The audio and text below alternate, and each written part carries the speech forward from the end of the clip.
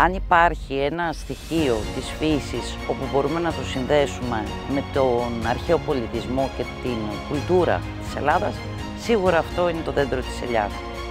Και αυτός είναι ο λόγος όπου ξεκινήσαμε το 2018, εγώ και ο σύζυγός μου, τη Λιόφυλλο.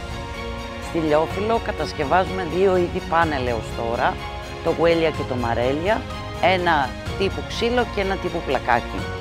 Επειδή όμως θέλουμε να έχουμε μία δεύτερη γραμμή παραγωγής για να μην υπάρχουν απορρίμματα από όλη τη διαδικασία, κατασκευάζουμε διακοσμητικά αντικείμενα, εταιρικά δώρα, souvenirs, βραβεία, γιατί σκοπός μας είναι να αντικαταστήσουμε πολλά ρυπογόνα υλικά που υπάρχουν αυτή τη στιγμή στην αγορά.